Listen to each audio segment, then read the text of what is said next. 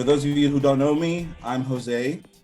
Students call me Dr. Ruiz, and the world kind of knows me as Jose Valentino, as the artist and producer and arts entrepreneur. So I oversee the curriculum for music business and entrepreneurship. My role is assistant professor of music business and entrepreneurship.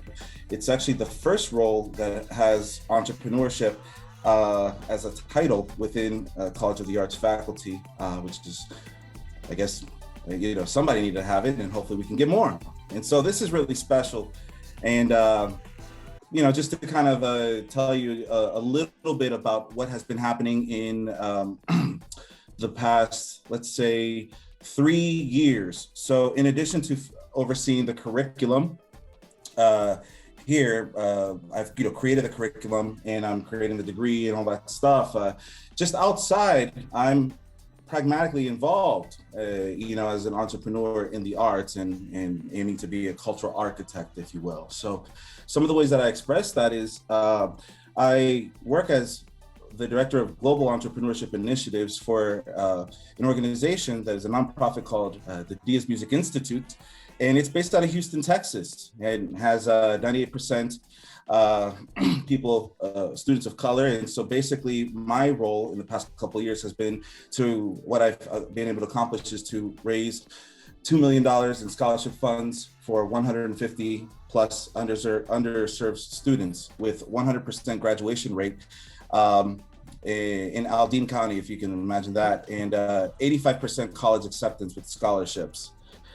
Something else that I do is I manage my LLC as the CEO. I employ 2 people, and basically I connect industry leaders with UF students through that to provide the highest level of music industry consultation and professional collaborations with the UF students, specifically with affiliates that I'm partnered with through my own practice with Sony, with the global music rights, with Universal, with Spotify, with Apple, NBC Universal, Netflix, et cetera, et cetera. I serve as the Global Ambassador and Strategic Communications Director for a company called Trevor James Flutes and Saxophones. And so this is cool because this allows me to express innovation in terms of products. And we've been able to aggregate $20 million goal for the company. And we're ranked #1 in Europe, Middle East, India, and parts of the US, because Yamaha always continues to beat us, but that's okay. And we also have an initiative to be able to provide instruments to other countries where they might not be able to afford high quality products. And we do that. So, and the last thing that I do in addition to UF is I'm a music producer for Hide and Five. And Hide and Five is basically a respected video agency. So you might have seen or maybe heard my music if you've watched the Coca-Cola or McDonald's or Nike commercial. We've worked with Kids Bop as well. And so they're broadcasted and syndicated nationally, different networks. But that's sort of like the real kind of creative entrepreneurship side of thing. But at the end of the day, in addition to a PhD in music education, I happen to have a second doctorate, which is Doctor of Ministry with the emphasis in global outreach. And so missiology is such a huge emphasis in what I aim to do.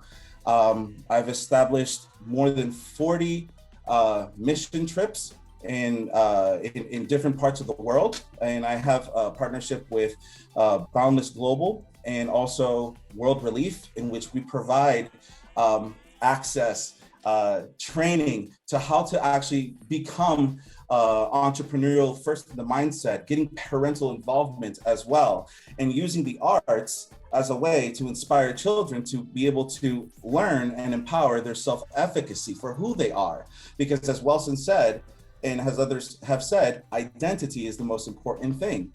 And we live in a society in which people are trying to pursue validity, and oftentimes it's not valid or it's not viable. What ends up happening is that their efforts end up becoming vanity because they're insecure about their purpose, which is an external expression, but it's truly because they're uncomfortable in their own skin, who they are and who they could be. And so just wanted to bring that out there. And some of the results, right? In terms of collaborations and ongoing research, when it comes to my my enterprise, JV Music Enterprises, I work with Boundless Global and World Relief. And so we have partnerships right now ongoing where I kind of am a liaison now because I've facilitated and I've trained administrators in these different towns to be able to provide access for at-risk students within cities and countries such as Guatemala, Nicaragua, Costa Rica, Colombia, Mexico, Houston, Texas, Puerto Rico, Liberia, exclusively for now, and also South Africa as well.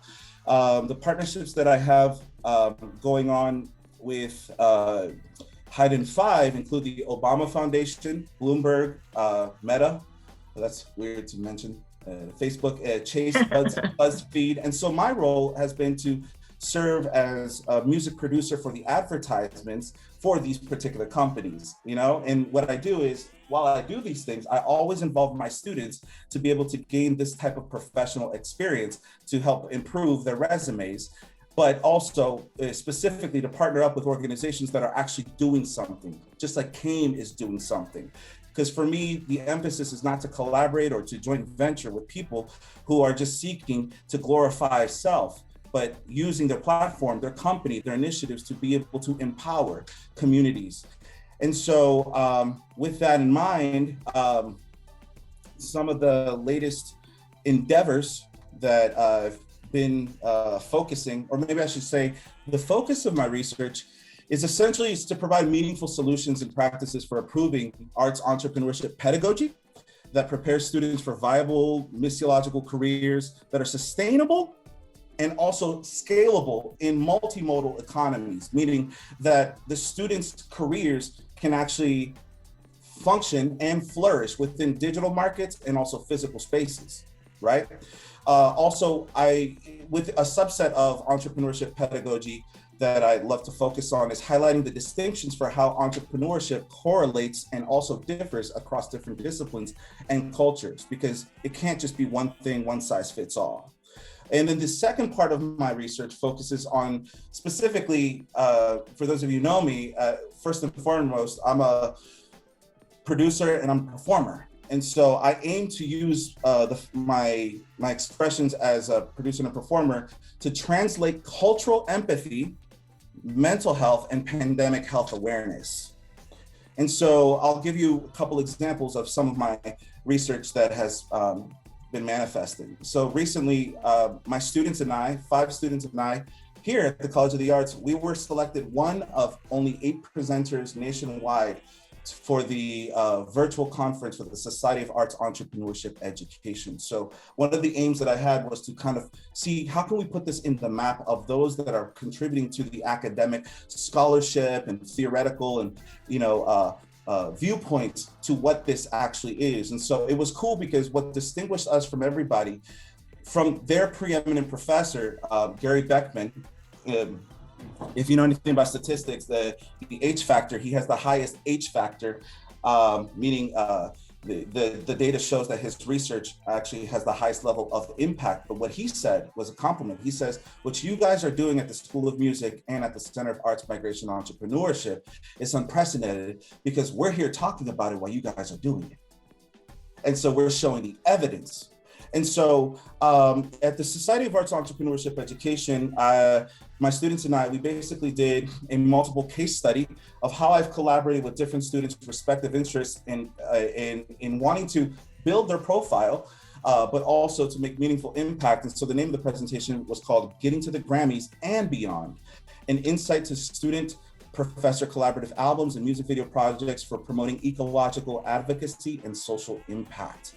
And so the 5 points that we did was, I basically talked about how we talked about how we created the albums for professional artists as part of their coursework.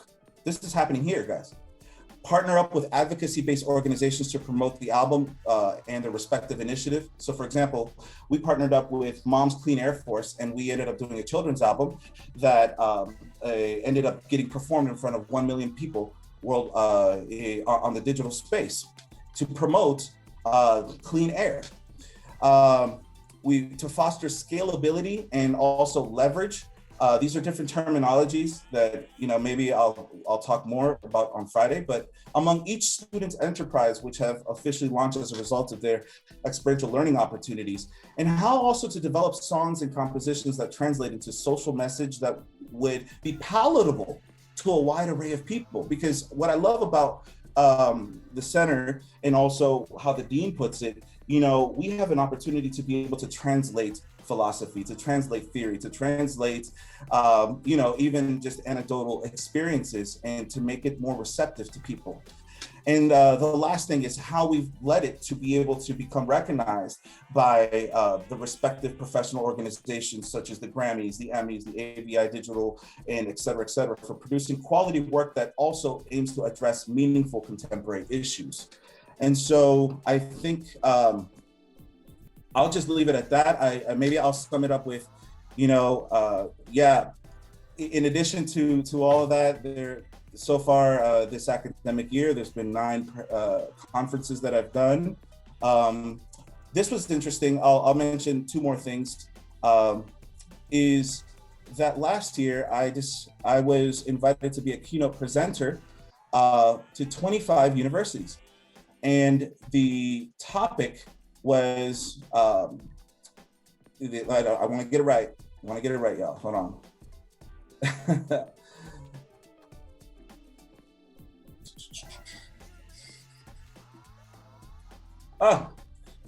Where are you?